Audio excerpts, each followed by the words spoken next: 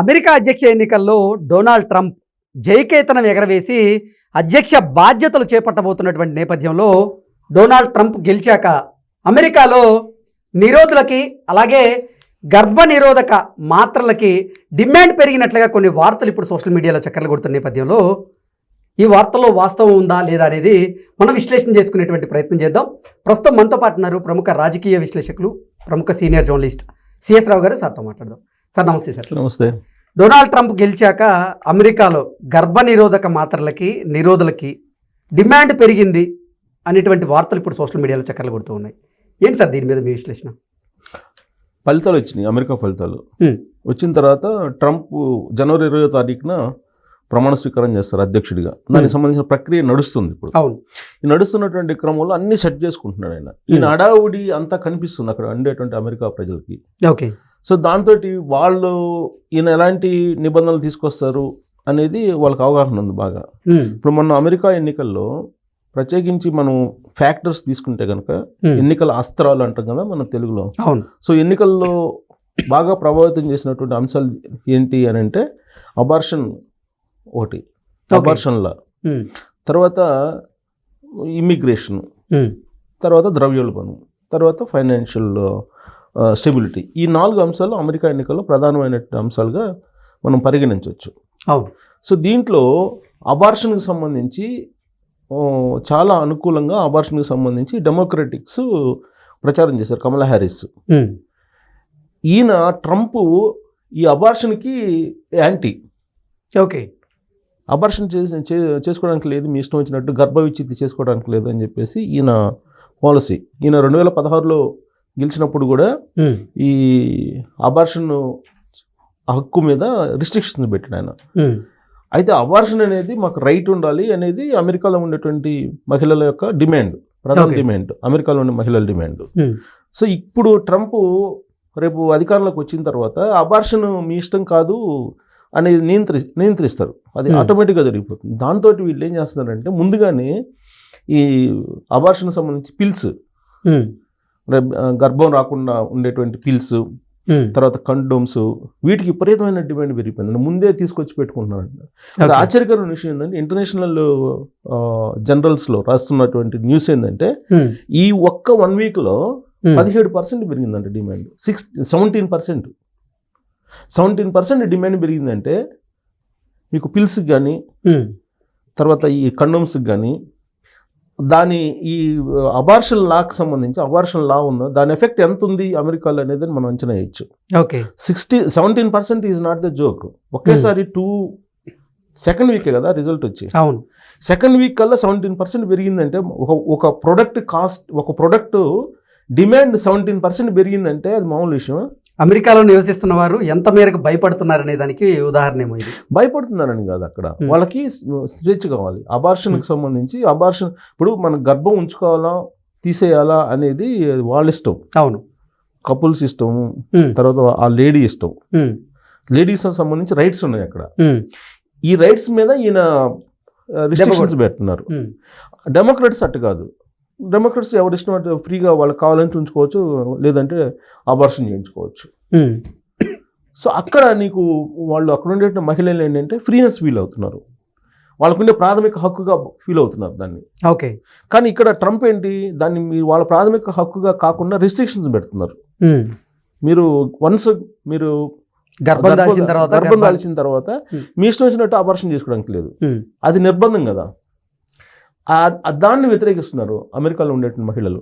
దానికి ట్రంప్ మీద వ్యతిరేకత ఎందుకుంది అమెరికాలో ఉండేటువంటి మహిళలకి? ఇవాళకి కూడా ఆయన అప్రతిహతంగా గెలిచారు, పాపులర్ ఓట్లో గెలిచాడు, ఎలక్టోరల్స్లో గెలిచారు. అది కూడా వన్ సైడ్ గెలిచాడు ఆయన.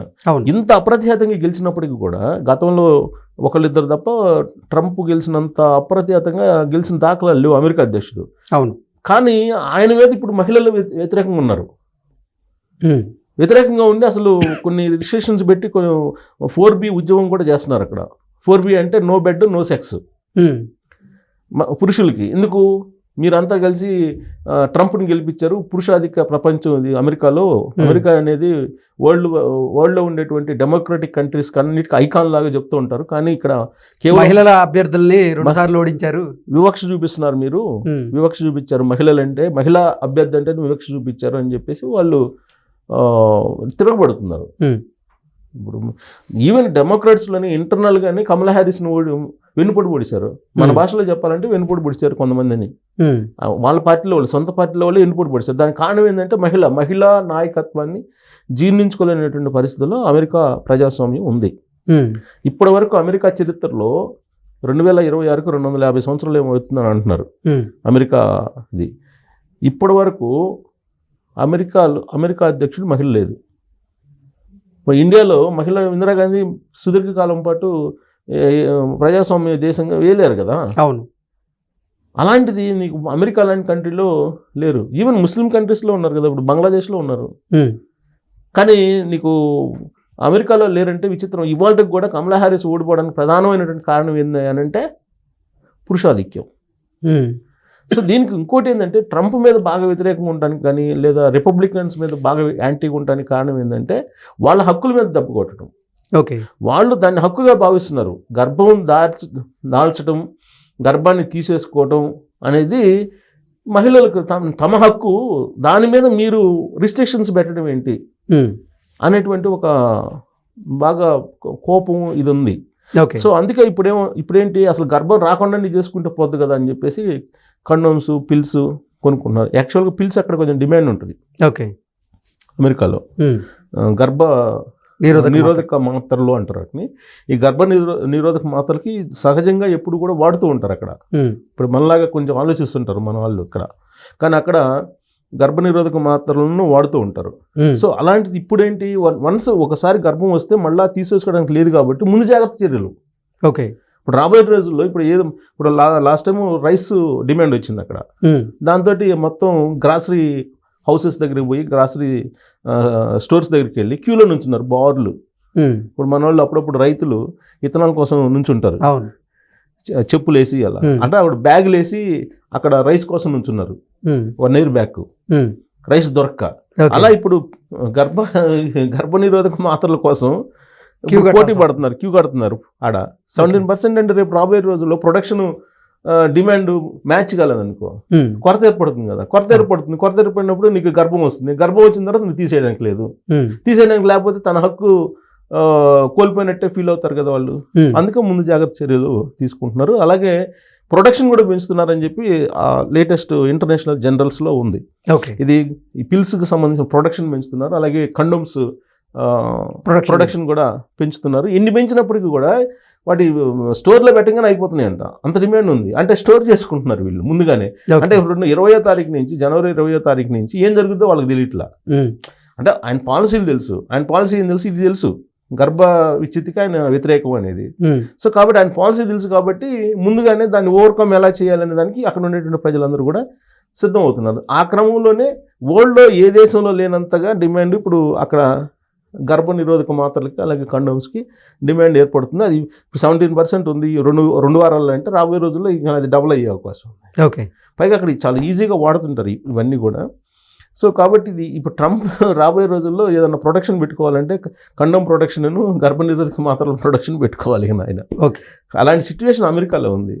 అంటే ప్యానిక్, మహిళలు ప్యానిక్ అవుతున్నారు. అందుకే కమలా హ్యారిస్ మీద సానుభూతి ఎందుకు ఉందనంటే, ట్రంప్ మీద వ్యతిరేకత ఎందుకుంది మహిళలకంటే ఇది ఇలాంటి కారణం. ఇప్పుడు అబార్షన్ అనేది రైట్, ఇప్పుడు అది దాన్ని రైట్ కింద భావిస్తారు వాళ్ళు. మీకు ఎలక్షన్ క్యాంపెయిన్లో కూడా అది బాగా పనిచేసింది కదా. ఇప్పుడు కమలా హ్యారిస్కి ఆ మాత్రం ఓట్ బ్యాంక్ వచ్చిందంటే ఇదే. దాని మీద పెద్ద ఎత్తున ప్రచారం చేశారు, ఎన్నికల ప్రచారం. ఈయనేమో ఇది ఇమిగ్రేట్ బిల్లు మీద చేశారు. ఇమిగ్రేషన్, ఇల్లీగల్ ఇమిగ్రేషన్కు సంబంధించి టైటన్ చేయాలనేది అది కలిసి వచ్చింది ఇది డెమోక్రాటిక్స్కి. బట్ మహిళలు ఇప్పుడు ఓట్లు, ఎలక్ట్రల్ ఓట్స్ కానీ పాపులర్ ఓట్స్ కానీ కమలా హ్యారిస్ కానీ వచ్చినాయి అంటే మహిళలే సాలిడ్గా ఆవిడకి వేసారు అనేది. కారణం ఏంటంటే ఈ అబార్షన్ లా. ఈ అబార్షన్ లా ఆవిడకి కలిసి వచ్చిందని. సో ఇప్పుడు ట్రంప్ మహిళల మీద ఈ అబార్షన్ లా అనే దాన్ని పెట్టేసి కొంచెం వాళ్ళ హక్కుల మీద దెబ్బ కొట్టే అవకాశం ఉంది. అందుకే వీళ్ళు ముందు జాగ్రత్త పడుతున్నారు. Okay sir, thank you so much. Thank you.